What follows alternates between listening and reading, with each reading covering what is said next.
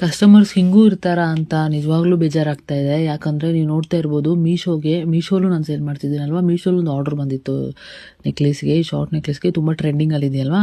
So ಇದು ನೀವು ನೋಡಿ ಕ್ವಾಲಿಟಿ ತುಂಬಾ ಚೆನ್ನಾಗಿದೆ, ಏನೂ ಡಿಫ್ರೆನ್ಸ್ ಇಲ್ಲ. ನಾನು ಕಳಿಸಿರೋದು ಹೆಂಗಿದೆ ಅಂದರೆ ನಾರ್ಮಲ್ ತುಂಬ ಚೆನ್ನಾಗಿದೆ, ಪ್ರೀಮಿಯಂ ಕ್ವಾಲಿಟಿಲಿ ನಾನು ಕಳಿಸಿದ್ದೀನಿ ನೆಕ್ಲೆಸ್ ಇದು. ಅದು ತುಂಬ ಅಫೋರ್ಡಬಲ್ ಪ್ರೈಸಸ್ಗೆ ಕಳಿಸಿದ್ದೀನಿ, ಜಸ್ಟ್ 125 ರುಪೀಸ್ಗೆ ಕಳಿಸಿದ್ದೀನಿ. ಬಟ್ ಆದರೂ ಅವರು ತೊಗೊಂಡು ರಿಸೀವ್ ಮಾಡಿ ಆಮೇಲೆ ರಿಟರ್ನ್ ಹಾಕಿದ್ದಾರೆ. ಅದೇ ನನಗೆ ತುಂಬ ಬೇಜಾರಾಗ್ತಾ ಇದೆ. ಅಂದರೆ ನಾವು ಆರ್ಡ್ರ್ ಬಂದ ತಕ್ಷಣ ತುಂಬ ಖುಷಿಯಾಗಿ ಪ್ಯಾಕ್ ಮಾಡಿ ಆರ್ಡ್ರ್ ಬಂದುಬಿಟ್ಟಿದೆ ಕಳಿಸ್ಬಿಡೋಣ ಅಂತ ಕಳಿಸ್ತೀವಿ. ಅದು ನಾವು ಎಷ್ಟು ಜೋಪಾನವಾಗಿ ಮೂರು ಪ್ಯಾಕ್ ಮಾಡಿರ್ತೀವಿ, ಒಂದು ಕವರಲ್ಲಿ ಮಾಡಿರ್ತೀವಿ, ಒಂದು ಬಾಕ್ಸಲ್ಲಿ ಹಾಕಿ, ಇನ್ನೊಂದು ಬಾಕ್ಸಲ್ಲಿ ಹಾಕಿ, ಅದ್ರ ಮೇಲೆ ಕವರಲ್ಲಿ ಪ್ಯಾಕ್ ಮಾಡಿ ನಾನು ಕಳಿಸಿರ್ತೀನಿ. ನೀವು ನೋಡ್ತಾ ಇರ್ಬೋದು, ನೀವೇ ನೋಡಿ ತುಂಬಾ ಚೆನ್ನಾಗಿದೆ, ಏನೂ ಡ್ಯಾಮೇಜ್ ಇಲ್ಲ.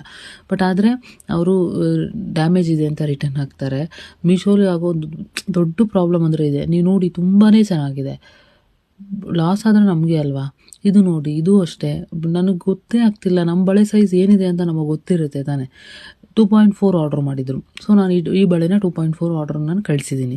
ಬಟ್ ಈಗ ಸೈಜ್ ಇಶ್ಯೂ ಅಂತ ರಿಟರ್ನ್ ಆಗ್ತಿದ್ದಾರೆ. ಮೀಶೋ ಅವ್ರಿಗೆ ಇದರಿಂದ ಯಾವ ಪ್ರಾಬ್ಲಮ್ಮೂ ಆಗಲ್ಲ. ಬಟ್ ಆಗೋದು ನಮಗೆ ತಾನೇ ಮೈನಸ್ ಪಾಯಿಂಟ್ಸ್ ಬರುತ್ತೆ.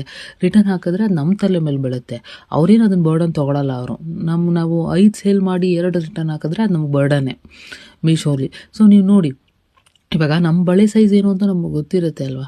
ಇವಾಗ ಅದು ನೀವು ನೋಡ್ತಾ ಇರ್ಬೋದು, ಇದು ಗೋಲ್ಡನ್ ಬಳೆ, ಹಿಂದೆ ಮತ್ತು ಬಳೆಗೆ ಮುಂದೆ ಮತ್ತು ಹಿಂದೆ ಹಾಕೋತಾರೆ. ಹಂಗಿರುವಾಗ ಸ್ವಲ್ಪ ದೊಡ್ಡ ಸೈಜೇ ಇವಾಗ ನಾವು ಪರ್ಸ್ನಲಿ ನಾವು ಹಾಗೆ ತಾನೇ ಆರ್ಡ್ರ್ ಮಾಡ್ಕೋತೀವಿ.